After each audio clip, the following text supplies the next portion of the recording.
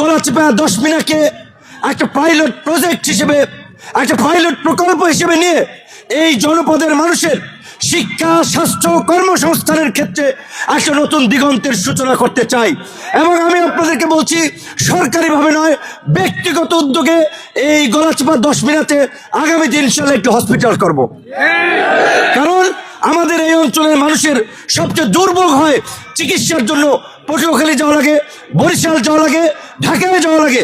কাজেই প্রাইভেট প্রতিষ্ঠান করেও নামে মাত্র মূল্যে যেন চিকিৎসা সেবা নিশ্চিত করা যায়, সেই কাজটি আমার একটা প্রধান টার্গেট।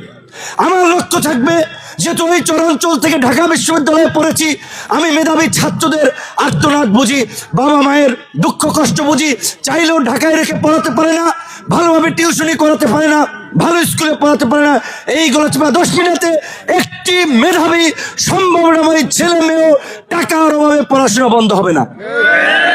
এই অঞ্চলে যদি কোনো প্রতিভাবান ক্রীড়া ছেলে থাকে, যারা ক্রিকেট ভালো খেলে, ফুটবল ভালো খেলে, তাদেরকে জাতীয় পর্যায়ে যেভাবে পৌঁছে দেওয়া যায়, আমি সেই কাজটি করব। এই অঞ্চলের কৃষি প্রধান এই অঞ্চলের মানুষ যেন তার ন্যায্য অধিকার পায়। আজকে চরগুলো কতিপয় লোক দখল করে খাচ্ছে। পরিষ্কারভাবেই বলছি, আমি আমার দলে কোনো লোক এই চর দখলের সাথে জড়িত না। আগামীতে আমি কোনোভাবে এটাকে সাপোর্ট করব না।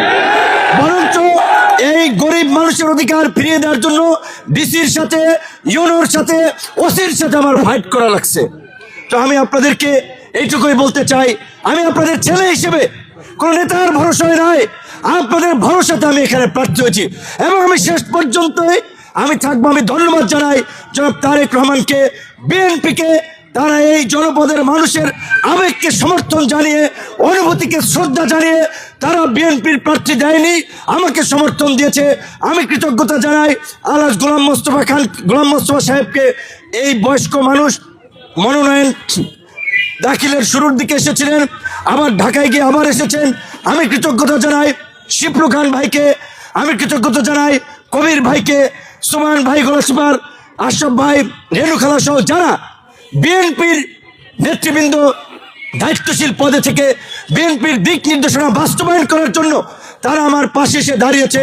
আমার আশা এবং ইনশাআল্লাহ এটা বাস্তবায়ন হবে পর্যায়ক্রমে, সকলেই আসবেন। কাজে আমার অনুরোধ থাকবে, পরিবেশটা তিক্ত করবেন না।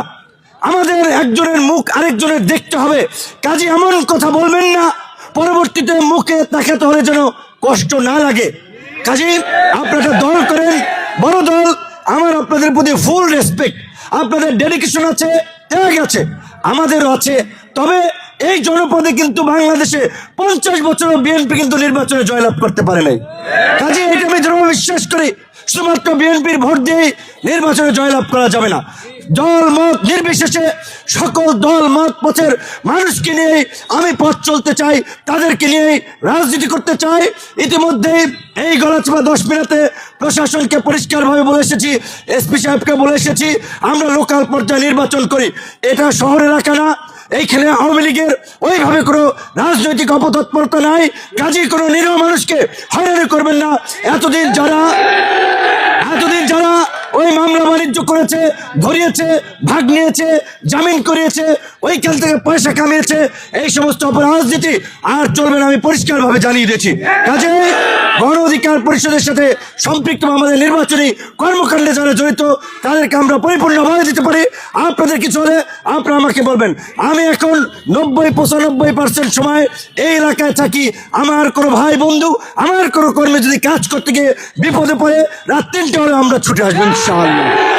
কাজে আপনাদেরকে একটু কথা বলবো, ভয় পাবেন না, হুমকি ধামকিতে কাবু হয়ে যাবেন না।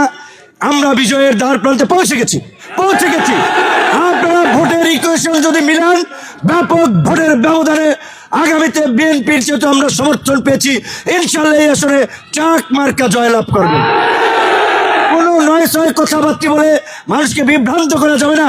মানুষের চোখ আছে, মানুষের কান আছে, কাজেই মানুষের বিবেক আছে। তারা চোখ দিয়ে দেখে কোথায় কি হচ্ছে, কান দিয়ে শুনে কোথায় কি বলছে, বিবেক দিয়ে চিন্তা করতে পারে কারে দিলে কোন কাজ হবে। নিশ্চয়ই গ্রামে যেটা বলে, হিয়ালের কাছে মানুষ মুরগি পাকা দেবে না, এটা বুঝেন।